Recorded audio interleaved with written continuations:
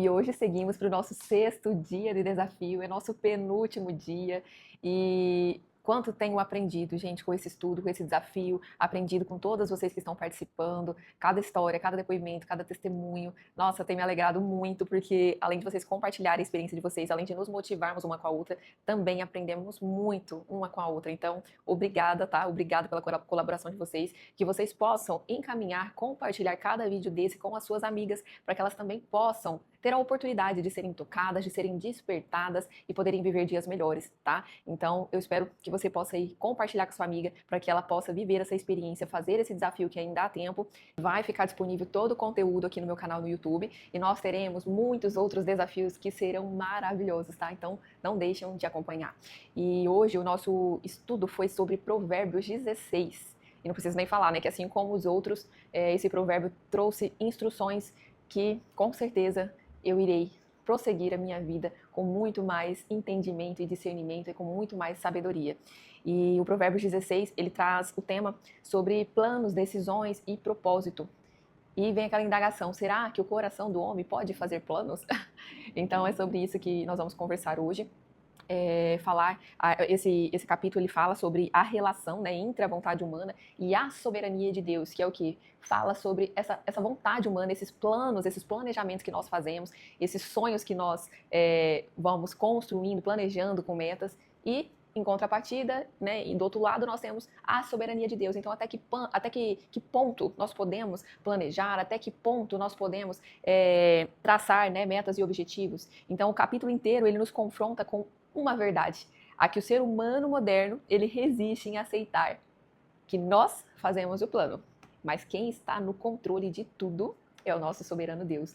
Então Provérbios 16 ele é um capítulo que chama nós para alinhar o nosso coração ao governo de Deus, tá? Então aqui no versículo, eu trouxe também alguns pontos de destaque, como a gente já vem fazendo. Então no capítulo 16, versículo 1 diz: ao homem pertencem os planos do coração, mas do Senhor vem a resposta da língua. Então, o homem planeja, como eu falei, mas Deus quem governa. Então, Salomão está dizendo aqui, ele não condena que nós fazemos o nosso planejamento, que nós traçamos os nossos objetivos, nossas metas.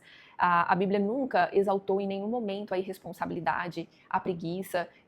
Então, planejar é uma sabedoria. Você vê que ele diz que os planos pertencem ao homem. O planejar é sabedoria. Porém, controlar tudo é algo que é responsabilidade exclusivamente do nosso Deus.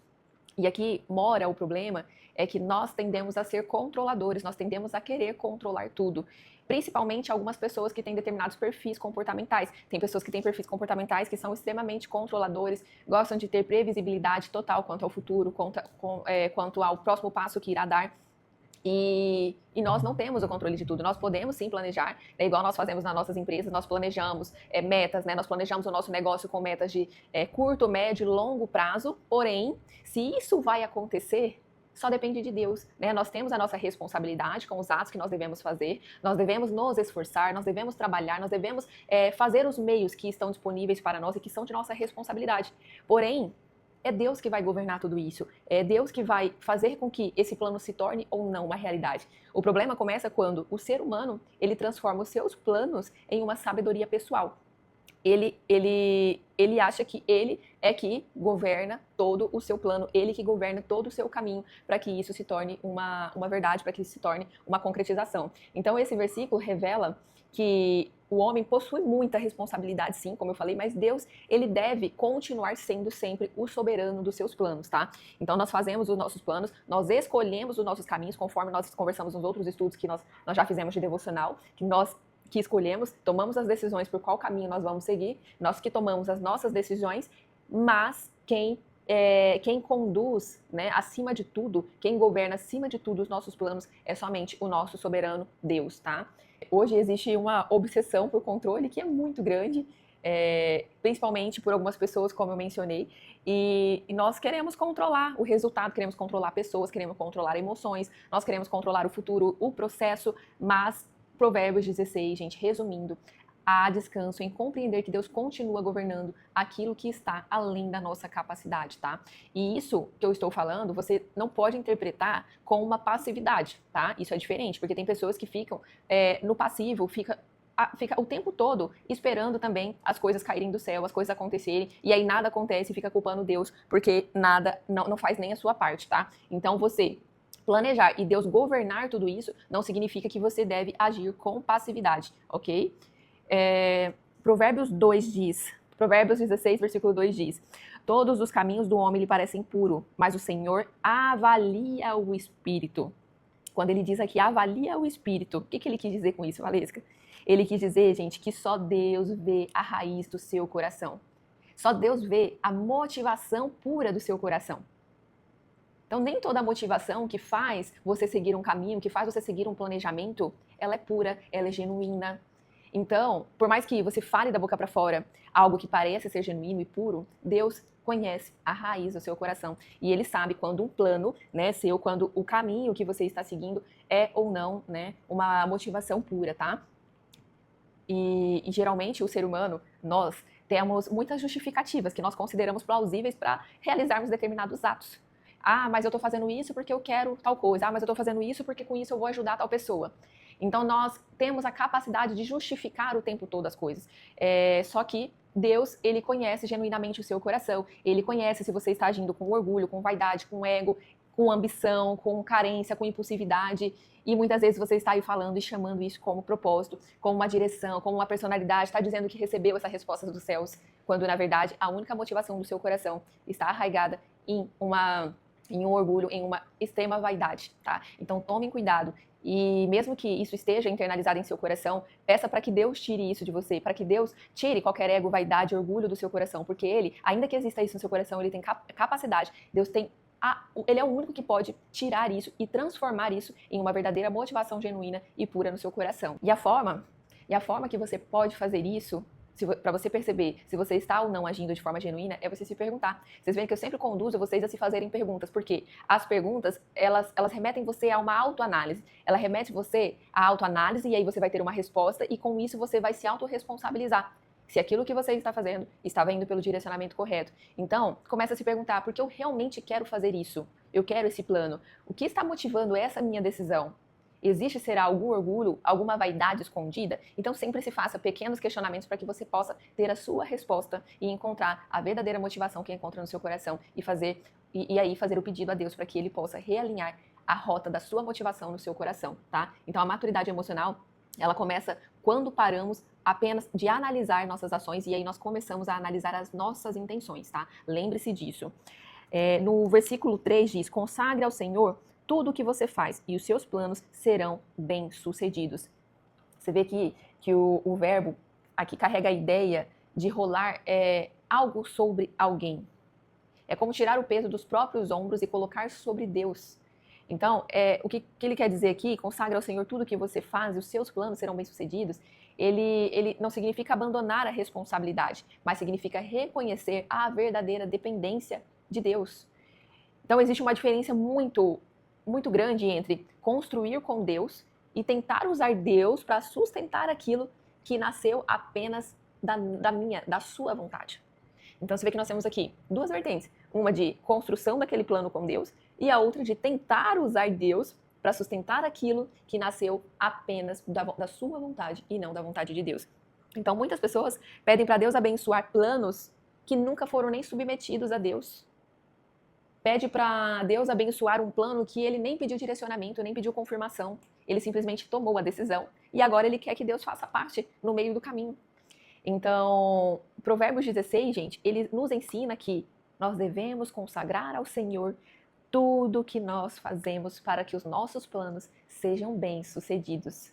Então, vejamos aqui que, resumindo, submissão vem antes da direção. Tá? Esse versículo é muito forte, muito poderoso, porque nós não... Gente, eu tento fazer isso sempre, tá? E ainda assim, eu falho. Mas eu me comprometi a tudo que eu for decidir na minha vida. Qualquer coisa que eu vou ter de plano, qualquer coisa que eu queira comprar, primeiro, submeter a Deus. Primeiro, consagrar ao Senhor, tá? Então, façam isso também, consagre tudo ao Senhor, tá bom? No versículo 18 traz: o orgulho vem antes da destruição, o espírito altivo antes da queda. Esse é um dos capítulos mais conhecidos, porém também é um dos mais ignorados. E por quê? Porque o orgulho, gente, o orgulho, ele é muito, muito perigoso. E por que ele é perigoso, Valesca? Porque o orgulho, ele nos cega. O orgulho deixa qualquer pessoa cega. A pessoa que é orgulhosa, ela para de ouvir qualquer coisa. Ela não escuta nenhuma repreensão, nenhuma forma de disciplina. Ela rejeita qualquer correção, gente. A pessoa orgulhosa, ela acredita demais em si mesma, ela se acha autossuficiente. Ela despreza qualquer conselho, seja conselhos de pessoas que ela considera sábia ou não, que ela considera inteligente ou não. Ela despreza qualquer conselho. E a pessoa orgulhosa, ela confunde autoconfiança com a independência de Deus. E essa pessoa, ela não, além de não aceitar conselho nenhum, ela não pede perdão, ela não reconhece o erro. Ela, além de todo esse orgulho que ela tem em atitudes, ela também tem um orgulho emocional. Ela muitas vezes se isola, ela resiste a qualquer correção e tem competição constante. Então, gente, o orgulho, ele cega de tal forma que a pessoa não vê e isso só leva à queda. E isso vai levar a pessoa à queda. O primeiro pecado da humanidade que nós tivemos não foi o pecado sexual, foi o pecado do orgulho. O desejo que o ser humano tinha e tem, né, de autonomia absoluta foi o que levou ao primeiro pecado. Ele disse, sereis como Deus? Então o orgulho é tentar ocupar um lugar que pertence ao Senhor. Por isso que Deus, ele resiste a qualquer pessoa que seja soberba. E não é porque Deus odeia pessoas orgulhosas, mas porque o orgulho, ele impede a dependência dele. Então, o orgulho, ele nem sempre vai aparecer como alguma arrogância que seja explícita. Muitas vezes ele vai se manifestar como alguém que seja, como eu falei, que tem o orgulho emocional, que se isola, que tem a incapacidade de pedir ajuda, que resiste a qualquer correção, que não escuta ninguém. Então, a humildade, gente, não é se diminuir, é reconhecer corretamente quem você é diante de Deus. Então, nós temos aqui o orgulho versus a humildade. Nós devemos ser humildes. E o que é ser humilde, gente? Humildade não é ser humilde de simples, de usar roupas simples, de se vestir de forma simples, de andar com um carro simples. Não é. Muitas pessoas confundem isso. Humildade, gente, humildade é você ter um coração ensinável. É você ser acessível, você ser submissa à correção, à disciplina, você estar disposto a caminhar junto com alguém. Isso sim, reconhecer também as suas fraquezas. Isso sim é ser uma pessoa humilde. Então, se você não sabia a diferença, você aprendeu aqui comigo hoje, tá? O que muitos entendem de forma totalmente errônea, o que é ser uma pessoa humilde, tá? Então, orgulho versus humildade. No versículo 8, diz, é melhor ter pouco com retidão do que muito com injustiça. Então aqui, Salomão, ele confronta diretamente a lógica do mundo. Por quê? Porque hoje nós vivemos, gente, numa cultura em que todos idolatram muito. Gente, quando eu falo todos, nós, é porque nós, mesmo né, nós procurando cada vez mais parecer com Jesus Cristo, nós estamos tentando diariamente, né, se comprometer com a palavra, estudar e fazer o mais certo possível, mas nós somos pecadores por natureza. Então, nós temos que estar vigilantes a todo momento, como a gente já estudou também, tá? Então, quando eu falo nós, eu, vocês, se refere a todos nós, tá? Então, aqui, quando eu falo que nós vivemos numa cultura que idolatra, é porque, de fato, de alguma forma, nós todos nos incluímos nisso. Então, nós vivemos numa cultura que idolatra, gente, muito resultado, que idolatra crescimentos exponenciais, números, faturamentos. A gente vê um monte de mentorias vendidas nas redes sociais, faturando tantos X em tantos meses, não sei quantos Ks. Então, assim, nós estamos numa cultura de alta performance para tudo.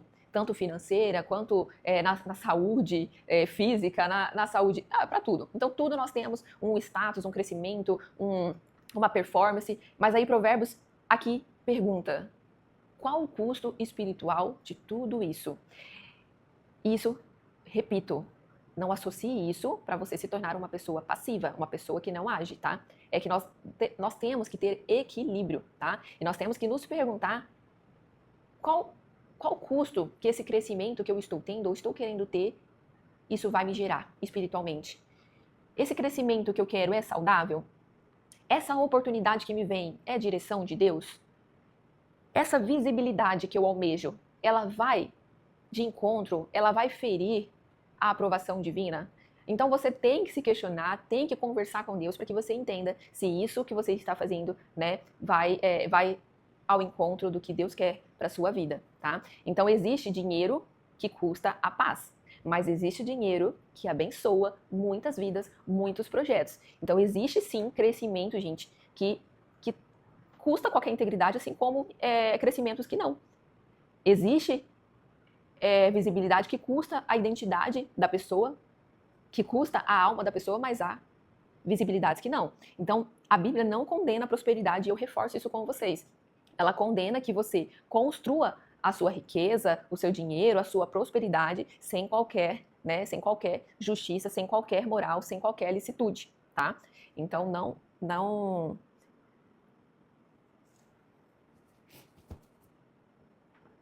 O versículo 9. O versículo 9 diz: em seu coração o homem planeja o seu caminho, mas o Senhor determina os seus passos. Aqui nesse versículo é até uma continuação do início do capítulo, porque a gente já falou sobre isso, de planejar, né, e que nós devemos planejar, essa é uma responsabilidade humana, tá? Então, só reforçar esse ponto que eu já conversei com vocês inicialmente. Então, nós devemos planejar, né, porque planejar é uma sabedoria. Quando nós entregamos, confiamos, consagramos ao Senhor os nossos planos, né, as tarefas, as decisões, o Senhor, Ele alinha os nossos pensamentos, alinha as nossas intenções, tá? Então, entregue a Ele. Quando a gente entrega a Ele, nós temos clareza e nós temos a paz interior também, que é um sinal de que o nosso planejamento, nossa direção está alinhado com o coração de Deus, tá?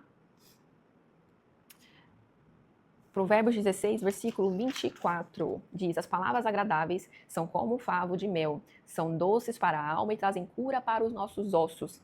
Aqui, Salomão traz pra gente novamente sobre as palavras. Vocês veem que várias vezes, gente, a Bíblia traz sobre a nossa fala, o valor das nossas palavras, o quanto as nossas palavras têm poder. Então, eu resolvi trazer esse versículo para vocês, que fala sobre as palavras novamente, porque isso é muito importante, gente. As palavras, elas não são neutras, gente. As palavras não são neutras. As palavras, ela tem o poder de curar versus adoecer. Ela tem o poder de aproximar versus afastar. Ela tem o poder de restaurar versus ferir. As palavras têm o poder de direcionar versus desanimar. Então, gente, lembra disso. Olha que a palavra ela é muito clara. Mesmo que ele esteja usando aqui uma analogia, uma metáfora, na verdade, as palavras agradáveis, elas são como um favo de mel. São doces para a alma e trazem cura para os ossos. É muito fácil de entender que as palavras que nós falamos, boas, positivas, que edificam, elas são doces para a alma. Elas vão trazer cura, elas vão trazer bênçãos. Então, cuidado com o que vocês falam, gente. Cuidado com a impulsividade emocional, cuidado com a insensatez, com excesso de exposição, com respostas impulsivas, com palavras faladas sem nenhum discernimento. A necessidade de vencer discussões, que isso remete lá às pessoas orgulhosas, que nós acabamos de falar também, orgulhosas versus pessoa humilde. Qual você quer ser? Vamos buscar ser pessoas humildes. Vamos falar coisas que edificam a sua vida e a vida do próximo. Nós não devemos amar uns aos outros? Então vamos falar coisas que edificam ao outro. Então nem tudo o que sentimos precisa ser dito. Vamos ser maduros e não crianças pirracentas que falam o que quer e justificam que é liberdade de expressão. Não, vamos ser diferente. Então maturidade espiritual, gente, e emocional é saber calar, é saber esperar, é saber responder sem ferir, saber confrontar sem destruir ninguém, tá? Então vamos ser maduros e não crianças pirracentas. Lembre-se disso. Quando vocês forem responder alguém, vocês vão lembrar de mim. Versículo 25, 16, 25. Há caminho que parece reto ao homem, mas no final conduz à morte. Então existem caminhos que parecem ser certos, mas que no fim não é. Então esse é um dos textos muito importantes da sabedoria bíblica, porque ele reconhece que existem caminhos aparentemente corretos e que nos convence emocionalmente, que é racionalmente justificável, a gente justifica para continuar naquele caminho, que também é socialmente aceita. Hoje tudo é aceito na sociedade, então cuidado com o que as pessoas estão normalizando. Não se deixem normalizar também pelas coisas que não são normais, tá? E as coisas que aparentemente são vantajosas, tá? A aparência não é discernimento. Então, hoje muitas pessoas definem verdade pelo sentimento. Se eu sinto paz, então deve estar certo. Mas muitas vezes a pessoa está sentindo uma paz que ela é momentânea, tá? Então nós devemos ter uma paz em que ela seja, né, permanente, que ela se prolongue, que ela realmente ela venha da palavra, que venha da palavra com discernimento, que foi submetida ao Espírito Santo. Então se sensibilize para que você descubra se essa paz emocional ela é momentânea ou se ela é direção de Deus, tá? No versículo 32 nós temos, melhor é o homem paciente do que o guerreiro, mais vale controlar o seu espírito do que conquistar uma cidade. Esse versículo aqui, Salomão, ele redefine força. O mundo admira quem domina os outros, mas a Bíblia, gente, admira quem domina a si mesmo. Então, aqui ele quis dizer isso, porque aqui esse versículo ele é um pouquinho difícil de entender, ele não é tão claro. Então, provavelmente pode ser que você tenha lido e não entendeu, tá? Mas melhor é o homem paciente do que o guerreiro. Mas vale controlar o seu espírito do que conquistar uma cidade. Então, você vê o que ele quis dizer aqui? Mais vale controlar o seu espírito. Ele quis dizer do seu domínio próprio. Então, o domínio próprio, ele é uma das maiores expressões de maturidade espiritual e emocional. É difícil quem consiga ter domínio próprio das suas emoções. Mas aqui a Bíblia é clara e diz que mais vale você ter isso do que você conquistar uma cidade toda.